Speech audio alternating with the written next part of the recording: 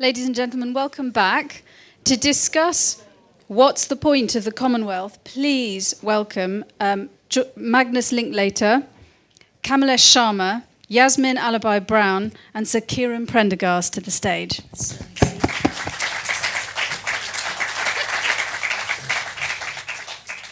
Thank you very much. I'm just going to introduce the subject and our panel, which is, as you can see, an extremely distinguished panel.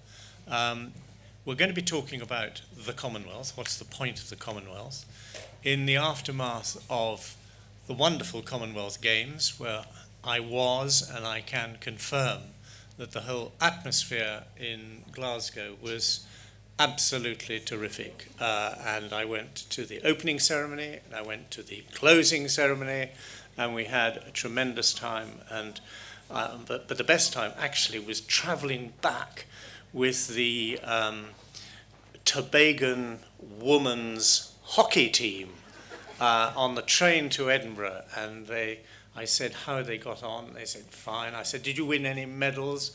No. Where did you come? 10th. How many teams taking part? 10. But they'd had a great time. Now, here on the panel to discuss the subject is, on my left, Kamalesh Sharma. Now, he is Secretary General of the Commonwealth and has been for 6 years. Hugely distinguished career, head of the United Nations in Geneva, Kofi Annan's representative in East Timor, and former Indian ambassador to the United Nations. And on my right, the controversial columnist and author Yasmin Alibai-Brown. She writes regularly for The Independent and occasionally for the Daily Mail, so you can see the sort of she sort of strides the political divide there, and is the author. Her forthcoming book should be extremely interesting because it's going to be a book about England, published next year, by which stage we will know whether we are a separate nation or not, called Exotic England. And on my far right, Kieran Prendergast will be very familiar to audiences here, former High Commissioner to Zimbabwe and Kenya, international civil servant for 9 years, and his subject is mediation. And so mediation, actually, it may well crop up in the course of the discussion about the Commonwealth. I'm going to kick off, I'm going to ask Kamalesh to respond to this. I'm going to kick off with a really rude quote from the Times, my own newspaper.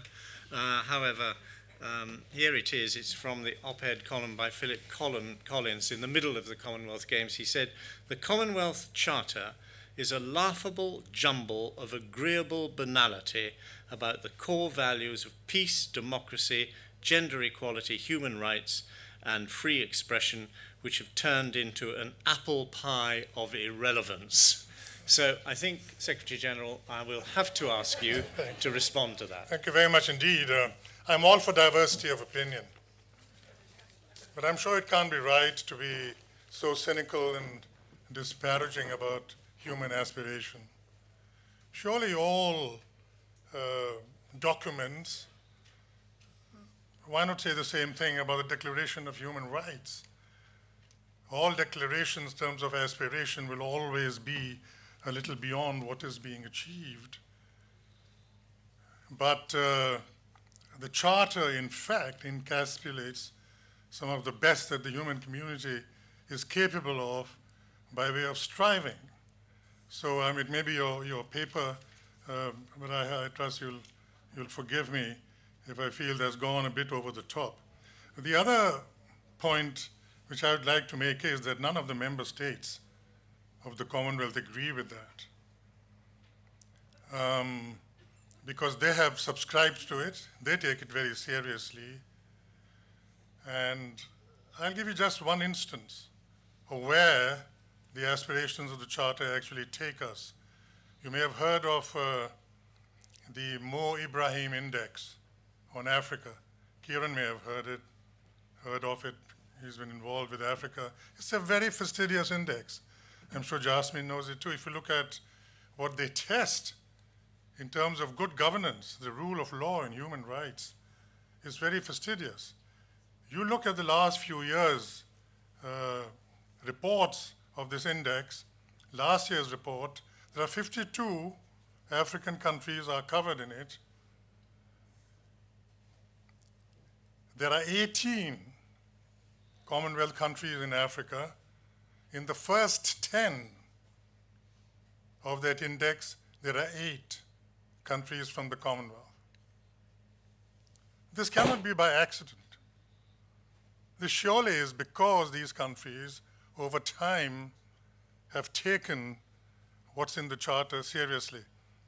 But this does pose an issue with the Commonwealth. How do you measure the advance which Commonwealth is making? Because it's more a process of sedimentation.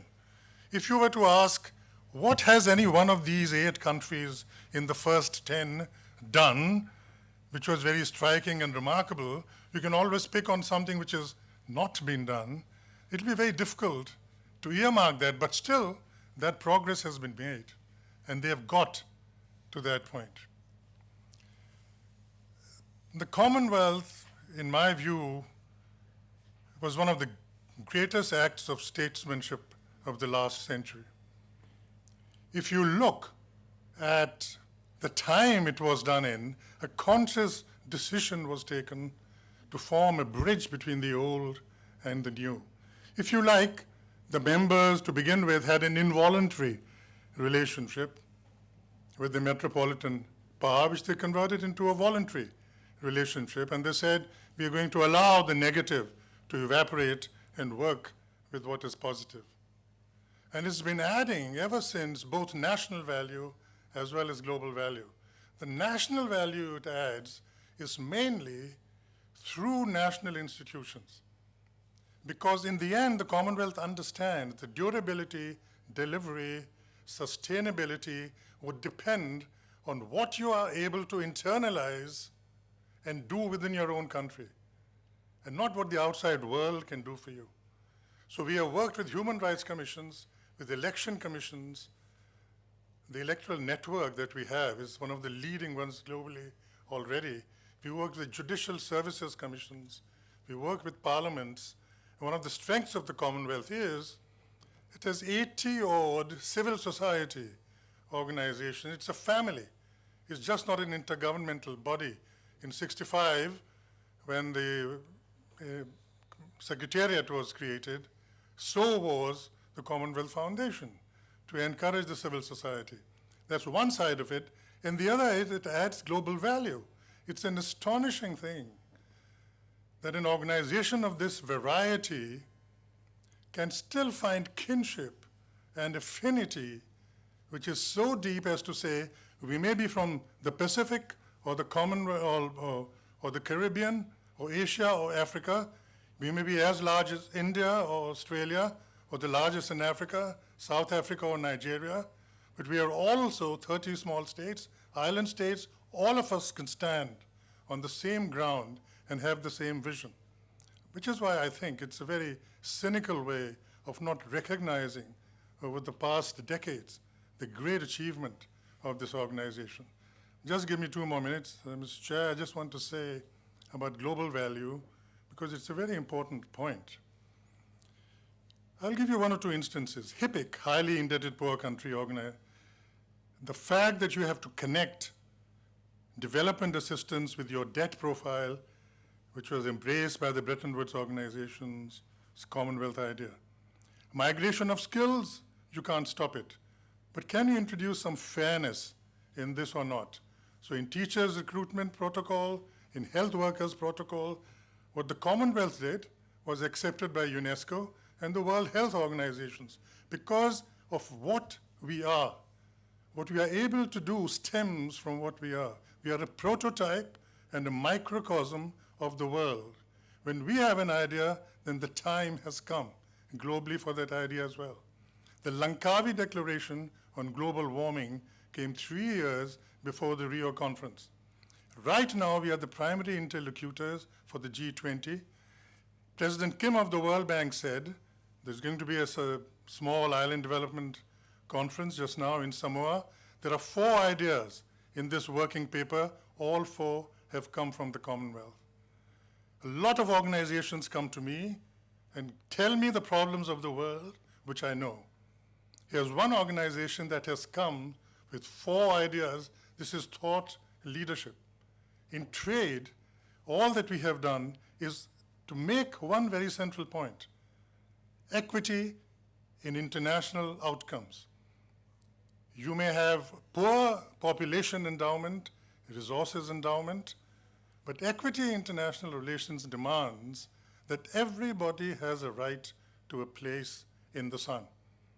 So we have done this twofold task of resilience internally, bringing our member states forward, and adding global value and exercising the global wisdom function. One last fact. What is the point of the Commonwealth? This question has been answered by the members.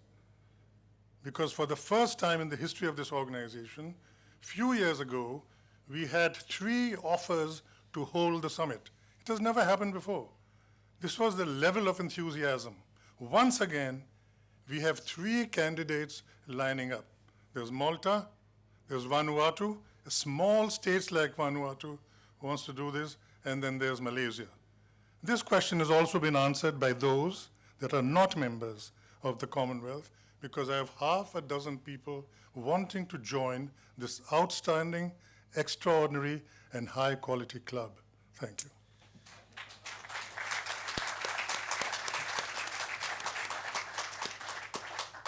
Yasmin.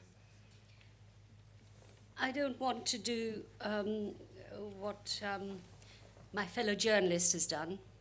It's very easy to be utterly cynical. That's the easiest job in the world. That's what we do too much. But I do think it is time to rethink what the Commonwealth is, what it does not do. I completely take the point that it is aspirational, and in a sense, as Kamalesh has very eloquently outlined, it's a kind of a collective of wisdom, of hope, against the odds. Let's face it, it's not easy. But I want to go back to when it began, because it wasn't as simple as Kamalesh has smoothly suggested. It wasn't an involuntary which just gradually became voluntary with the Queen at the heart of it. It is that picture, I have to say, which gets me every time. If we are in the 21st century, how come in all this time since decolonization, I grew up in the colonies in Uganda, the Commonwealth has never thought that they should have a revolving head. They haven't even dared to say, not even Kenyatta with his whisk said, "Madam, it was fine the first 10 years, but actually in the name of equity, so that it isn't perpetually seen as a leftover of empire, perhaps we should elect the next leader." That's not happened because, as Kamalesh himself said, it is, what did he say, a high something club. It is a high level club, mostly of men. There are a few women. And I think we absolutely need this grouping. We need it to be bigger.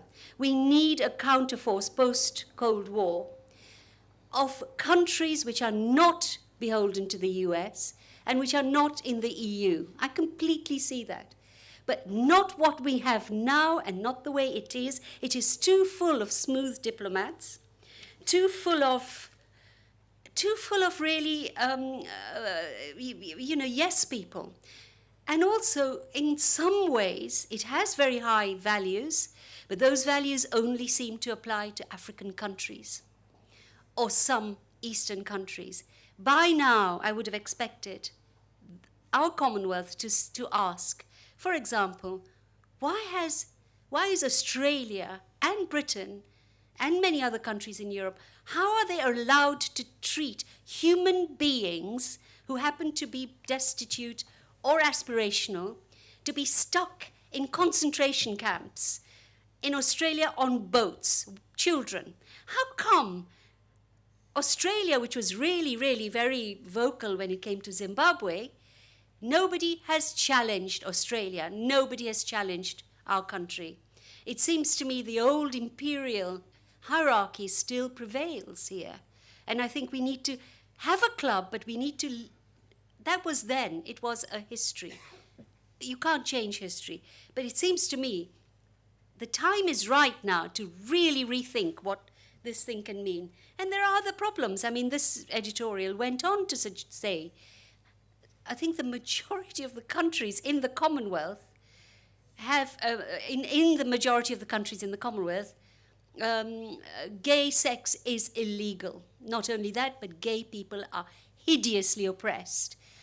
You know, these are not values that you can just hope will evolve one day, because real people, and so I think, for me, the migrant in our detention center, how many of them are actually trying to kill themselves at present as I speak, and those people, those gay men in Uganda, my old country, and so on, I don't see the Commonwealth doing very much, because it is a club.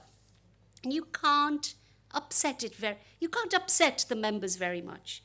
And I want to make 2 or 3 very quick other points. One other caution, just a caution. When Nigel Farage says he believes in the Commonwealth, we should all really worry, should we not? We really should. Salman Rushdie in 1982, I think it was, did a wonderful talk to camera.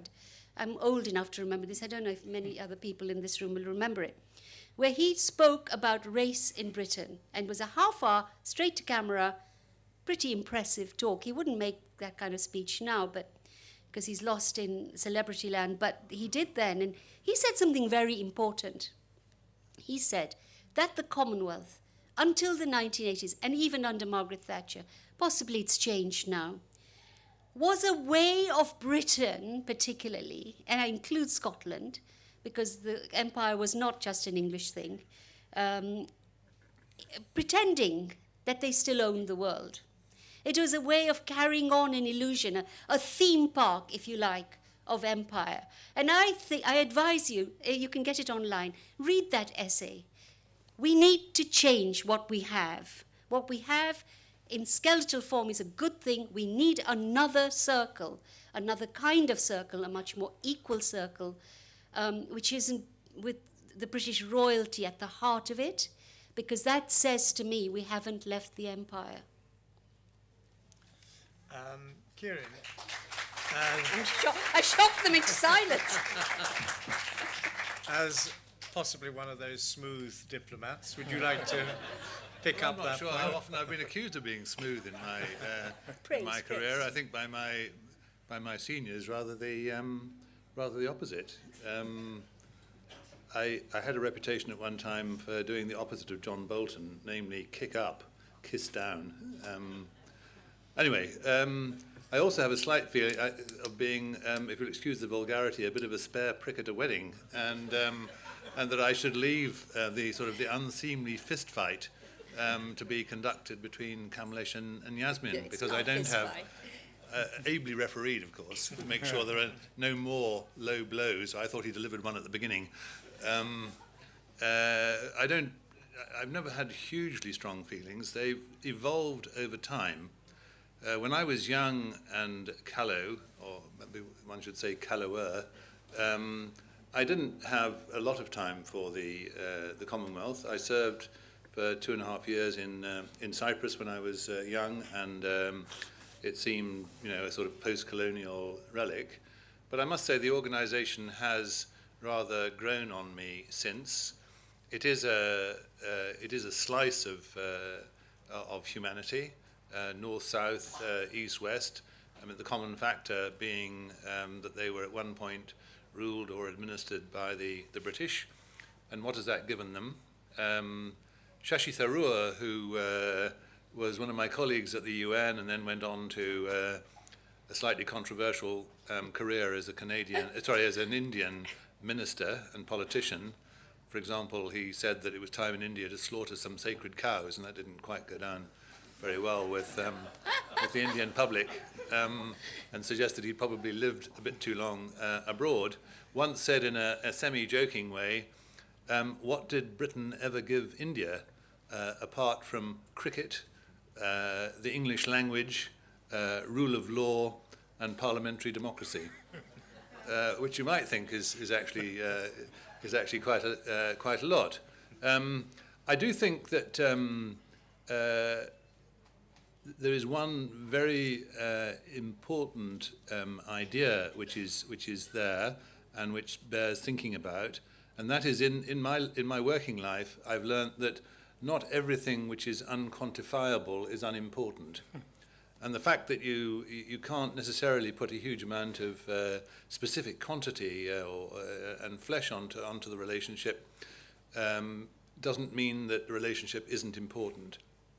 And I'm quite struck by the number of countries who have wanted to join the Commonwealth, and not all of them qualify. For example, Mozambique was let in, but Mozambique was never ruled by the British, but they were passionately interested to join. Cameroon, which was in colonial days 1/3 British and 2/3 French, also pushed very hard to get in and was admitted. And I think, is Rwanda a member now? Rwanda is, yes. So Rwanda, which was a Belgian colony, similarly wanted to join. So there is something there which a range of countries think is worth joining, very much worth joining, despite the fact that they don't actually, on any of the basic underlying rules, qualify to join. I think the Commonwealth has done more than many other organisations actually to uphold its charter. If you look at, and it's not just African countries that have the wrath visited upon them. Pakistan has been suspended at least once, I think twice, maybe more often. Fiji was suspended, still is, because of the discrimination by the indigenous Fijians against the Indian majority or ethnic Indian majority in Fiji. Zimbabwe is out, and I think you can't look around and see too many other organisations that have done that. On the matter of the Queen, I'm not an ardent royalist. I'm an ardent fan of Her Majesty the Queen, and I can tell you that that some of those who are equally ardent include President Robert Mugabe of Zimbabwe, because so I managed. Yasmin. Well, that doesn't say anything. No, but I managed the Commonwealth Summit in Zimbabwe in 1991, and in the run-up to it, President Mugabe insisted on taking me round Government House, which he'd made available for Her Majesty, and going into every single room to be satisfied that the standards there were good enough for the Queen.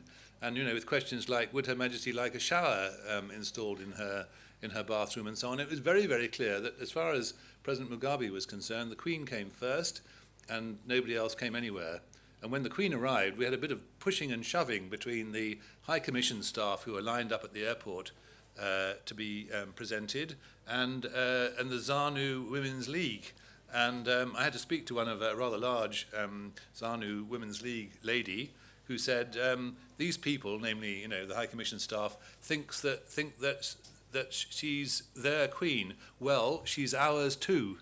And this, by the way, from a country which had been a republic for its entire independent existence. So I think the Commonwealth does have a purpose and a value. I think we in Britain rather turned our back on it when we joined the European Union, and that was the end of Commonwealth preference, and it was pretty hard-hearted on people who had placed their entire export industry on being able to send stuff duty-free to Britain. Like any other organisation, it needs to evolve. It has had to evolve, but my impression from what the Secretary-General has just been telling us is that it is evolving. And I was very interested to hear the reference to the small island states, because my impression is that the great majority of small island states are from the Commonwealth, 25 from the Caribbean, out of 52. from the Caribbean, and also from Oceania. And they're an important group and an undervalued group, and if they have the Commonwealth to push their interests, that can only be a very good thing. Thank you. Thank you. Did the Queen say yes to the shower? I'm sorry? Did the Queen say yes to the shower? Well, I'm sure that's a very, very I just thought we important might state pick up secret. a But little inside track here. there are two I things. think we One or two quite- points? There are two things the Queen doesn't do, as far as I know. One is take showers, and the other is take helicopters, unless it's absolutely vital. I think that the point that obviously I would like to turn to you to pick up on in response to Yasmin is this suggestion of a sort of self-protective, self-congratulatory club which doesn't really look too hard at the Yes. problems, Well, social thank you very much. I just want to respond to one or two points. Actually, we do have a chair in office now. Whoever does the CHOGM or the summit, that leader becomes the chair. Personally, I think the Queen has given a lot of continuity. When she took over, there were 7 members. Now there are 53. The Queen is completely inseparable from the modern Commonwealth. There's a huge fund of goodwill and warmth towards her. And I think an association of the monarch in the United Kingdom with the Commonwealth, as far as I'm concerned, is not something which is resisted within the membership. And I think it's just an emblem of the fact that we have seamlessly straddled the old and the new. It's without making a fuss. The head of the Francophonie told me that, seeing the success of the Commonwealth, we set up the Francophonie. But I wish we had been as successful as well. The other point, which is very important, one which Yasmin made, is about human rights. I think that if you start arguing that some problem is not resolved, and therefore organizations should be closed up, there would be nothing left. But there's one thing important to realize about the way the Commonwealth works. And it's important because we incur a cost for it. She mentioned the LGBTI question. There's only one head of an organization that has actually visited the capitals of the 4 African countries that were at the heart of this debate to discuss this question. And that's the Secretary General of the Commonwealth. But you also have to recognize that 40-odd countries from the 1860s have this colonial law, and it chimes in with a lot of cultural belief. And therefore, it's going to be a very hard slog to get out of it and talk to them. So we talk to human rights organizations, what they must do in this case. We talk to parliaments. We've created in Seychelles recently a human rights group in African parliaments who are actually going to see whether the goals of the much derided charter, how they can be expressed. I have addressed the law ministers on this question of the Commonwealth, on the question of compatibility internally between the Constitution and their laws. We're helping them draft them. Also, the external obligations, the conventions they have signed, and these laws. This is the way we are working on this question. Sometimes, I think through a metaphor, I say, well, these days you don't develop negatives into positives anymore in photographs through digitalization. Well, in our days, you had to do it. But very often, it's like saying, open the dark room, let's see how well the negative is doing. Or, a tree grows healthily when the roots are in darkness. Let's rip out the roots and see how well they are doing. So there is always a call to be made. At which point do you make it public that this is what you're doing and how successful you've been? One striking example.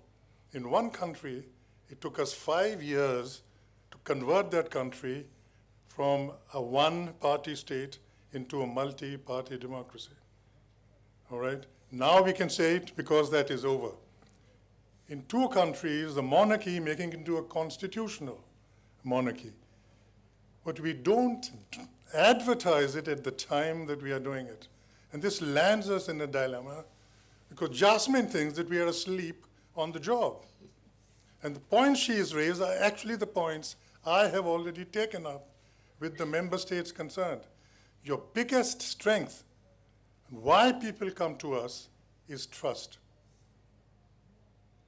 The Commonwealth is an organization that works for advancement of Commonwealth values, you know, and not so much the wagging finger as the helping hand. Can I just 2 points that Yasmin made, which I just want to ask you just to address.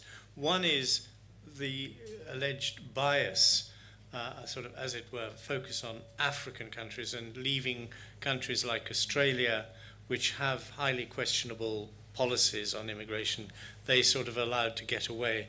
And the other one, the other real, well, let's focus on that because I've forgotten what the second one is, but that's a very good one. I can assure you that the questions which she has raised individually have all been taken up and discussed, and their responses taken. And we've got this, the responses to that. We also have a ministerial action group where the things can be kicked up. But with 53 countries and the template of human rights challenges you're looking at, you simply have to concentrate on advancing things the best you can. One last and very important point. BBC has running right now, after the Glasgow Games, a poll as to what you think of the Commonwealth. Is it adding value or not? 70% have said, yes, it is. Even more important, more than half are 25 or under in the Commonwealth.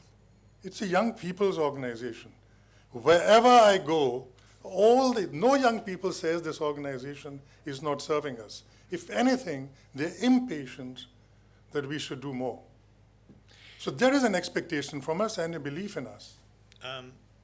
Yasmin, just this point about, I think, to be fair, you're not suggesting the breakup of the Commonwealth. No, I'm not. I'm suggesting it should be a whole new kind of organisation without the British monarchy at the heart of it. But that's surely not the central problem, is it? Well, it is in a way. It is a very important, it would be a very important step. I absolutely accept that it started with a particular history and the Queen was part of that history. There is no reason anymore to, you need to be grown up. This is hanging on to a mother figure, okay? We all have to grow up one day. We all have to live within a democratic principle. You cannot have at the heart of the Commonwealth somebody who inherited their position by birth. That is not a principle that should be present in the 21st century. That was that. That is the history. I accept it. I respect the Queen for living this history. But now, the new organization, which perhaps can be bigger, can be bolder, and has an elected head every 5, 6, 10 years, whatever, and is actually going to treat countries equally. I'm not surprised people want to join it, because I think there's a genuine helplessness felt in the smaller nations, that there's the EU, there's the US, and South America, what are we?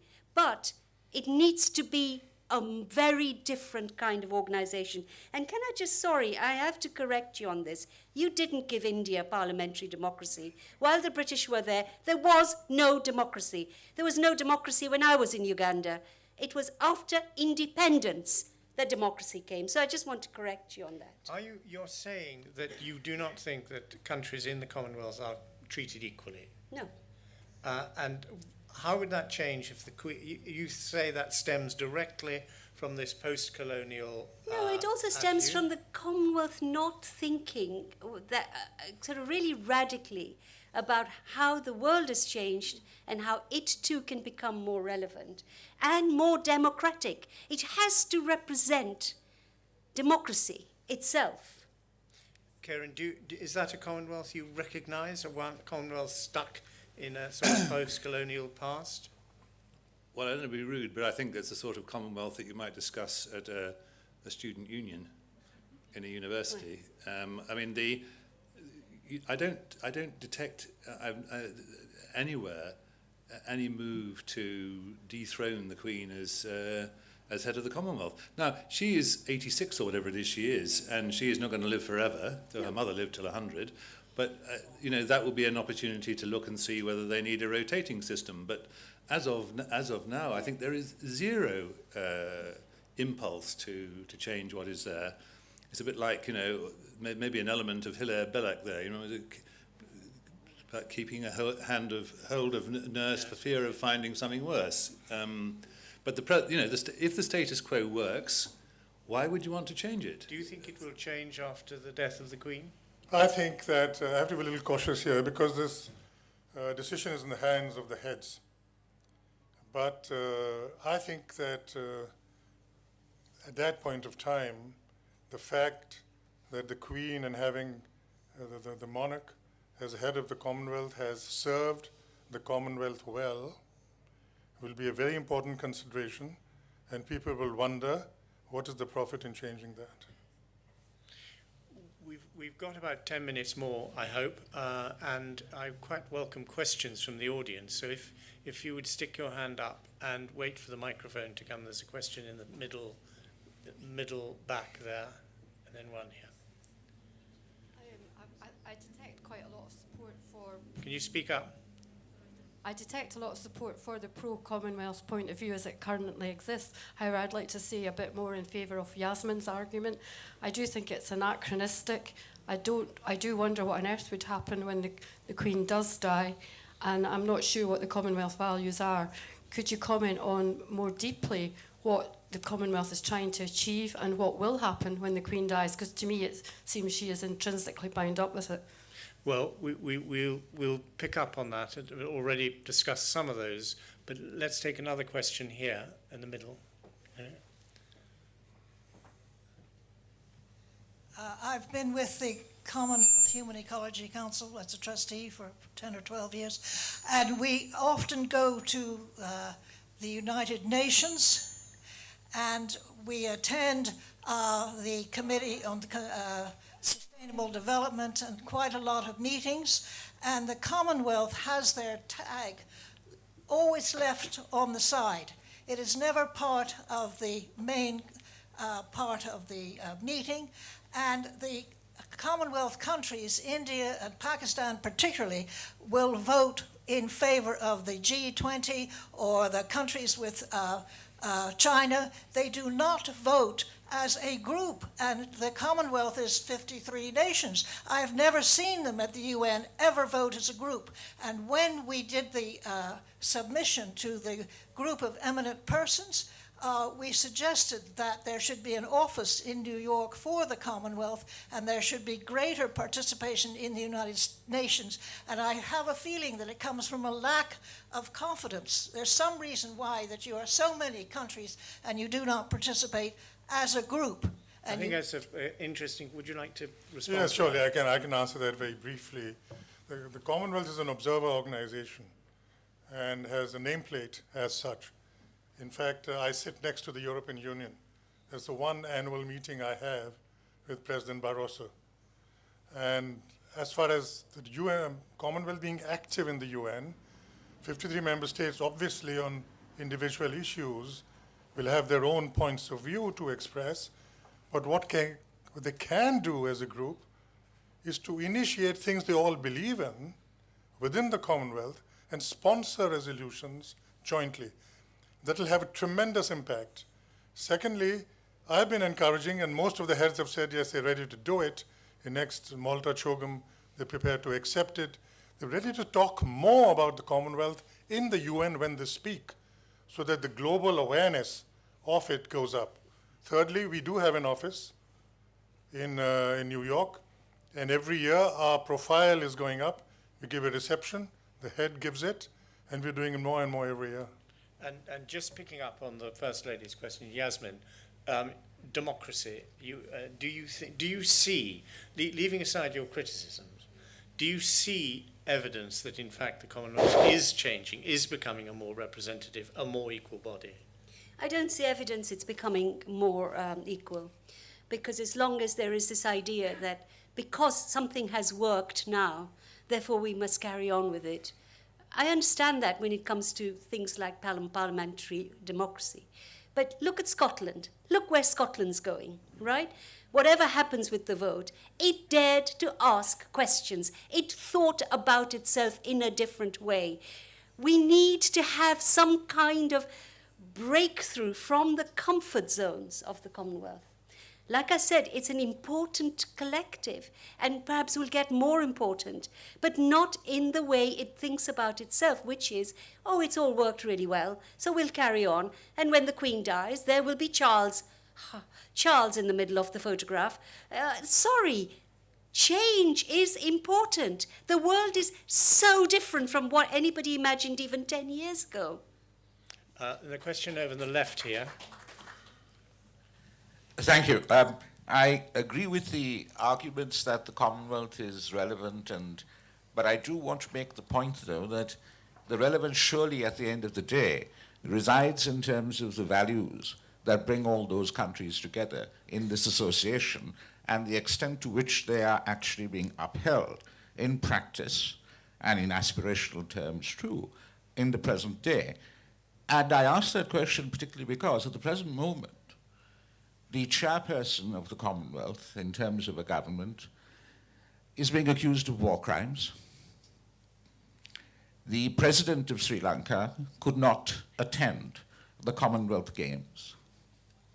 In 2013, just before the CMAG rules were reinforced and enhanced with regard to the Commonwealth acting, and just before the charter was put together, the government of Sri Lanka entered into a sham impeachment of the Chief Justice of the country, which was condemned as being unconstitutional and illegal by most of the bar associations and international legal organizations throughout the Commonwealth. At the present moment, that government, along indeed with Australia, stands accused of violating customary international law with regard to refugees. I'm referring here to the return by the government of Sri Lanka of Ahmadiyas, refugees from Pakistan, who've come to Sri Lanka seeking asylum. I don't want to interrupt you, but I want you to ask a question because we're running out of time. The question, therefore, is very simply this, is that can the Commonwealth have any credibility if at one level it claims to be aspirational, and at the another level, in practice, it seems to condone a multitude of indiscretions and violations of its very charter? The view of the Commonwealth on this is very clear. It is a view of all the entire membership that the Commonwealth must engage with Sri Lanka seriously on all of the issues, some of which have been mentioned just now. The only organization, in fact, in the world which is engaged with Sri Lanka across the coalface of what needs to be done is the Commonwealth. It is engaged in reconciliation. We held a workshop in which we called South Africa, Sierra Leone, Rwanda, Northern Ireland to share their experiences. As a result of that, reconciliation and truth activities have started vis-a-vis South Africa. We are the ones who've actually held a meeting to strengthen the human rights body, their own, Sri Lankan, in the field of reconciliation. We are engaged in accountability. We have said absolutely clearly, memorialization cannot be avoided. I have myself cited Desmond Tutu, which is, you cannot forgive what you do not know. These things cannot be brushed under the carpet. And they have a Commission on Disappearances, which has now 4 experts from other Commonwealth countries trying to help them. The third one is the one you mentioned, which is the appointment and dismissal of judges. We have sent a compendium of Commonwealth practice. We have sent our advice. I have had personal 3-hour meeting in Sri Lanka with the speaker. He is for it. It is with him now. We have said it can't be normal that the whole country should be divided on an issue like this, and you have a technical constitutional argument. We are with them on impunity, on torture, through the Human Rights Committee, which is national inquiry. How is it to be conducted against security agencies? So we are engaged in all of this. It just so happens that this field everywhere, and we are engaged with other countries as well, is a very, very laborious area as far as progress is concerned. But I agree that and this is now on our website. I gave a metaphor of a period when things have to be done quietly. Now we are saying that that phase is over. What we are achieving, what we are doing is up there on the website. You can have a look at it yourself. Can I just ask, is Australia anywhere in the work that you're doing? It's not there in a public way. Okay. I think it should be. One final thing, we're running out of time. Kieran. I just think that the regime in Sri Lanka is exceptionally brazen and shameless, and I thought it was a very good thing that the Queen didn't go to the Commonwealth Summit in Sri Lanka. I thought it was a very good thing that a number of heads of government didn't go. I'm sure that what Kamalesh and the Commonwealth Secretariat and Commonwealth bodies are doing is good, but that's largely under the radar. And I think there is a case for naming and shaming very publicly, because, as I say, these are one of the most brazen and shameless regimes in the world. We've you see, just when you think you've got to sort of go like that, somebody holds up a thing saying 5 minutes. How wonderful. We've run out of time, but we've got 5 minutes more. That is beyond borders. That's exactly what this organisation is all about. So what I'm going to do, is really useful to have that 5 minutes, is just please, just 1 minute, just saying, if we look forward to how this organisation is going to change and develop, what do you see as its principal objective over the next 5 to 10 years? I think we are challenged to be a 21st century organization, and a lot has been accomplished in recent years. First of all, we must be an organization that respects itself in terms of its own governance standards. It's not fair and difficult to get respect of others for you if you don't respect yourself. So you simply have to have the highest international standards in all of your corporate governance activities. And I think we've done a lot of it. Secondly, you have to serve the young people and women. You have to be very specific which are the, I'm sorry for the term, population groups that are important for the future of the world. You have the young people and women. In young people, we have a global first. We have the first youth development index in the world. The UN has one, Human Development Index. We've got this. We have the biggest youth council in the world. We have the biggest youth associations of the Commonwealth in the world. And I'm very, very particular about these two areas and bringing them forward. Thirdly, we have a convening power. The fact of the Commonwealth is its diversity and being able to convene that diversity into a collective strength. This has to be expressed now in digital terms through hubs and through the communication networks, sorry for another term, 24/7. We can't do it in physical terms as we've been doing so far. 4, the Commonwealth family has to be respected as partners. They've been in the business for as many years as the intergovernmental side, and they have to be brought along, and we have to march together.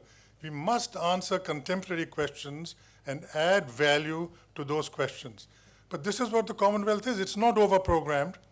It meets and asks the questions, how can we add value today? And I think it can answer that question. Yasmin. I think, as so many of the countries that are in the Commonwealth have a personal interest and personal investment and concern about the way migrants are treated by Australia and the UK. And the UN, the retiring Mrs. Pillai, has been very brave in criticizing the UK and other countries and the way they treat migrants. This must surely be at the heart of the Commonwealth. And if they can't bring themselves to even issue a strong statement and hand it to the Queen and say this is unacceptable, then I'm sorry, that respect is very hard to give. Kieran? I don't think I've got anything else to say. Thank you very much. Oh, well, that's such a brilliant closing statement. I mean, that's the kind of closing statement you always want when you're running out of time. Thank you very much. Ladies and gentlemen, fascinating discussion with an extremely distinguished and opinionated panel. Would you please thank them from me?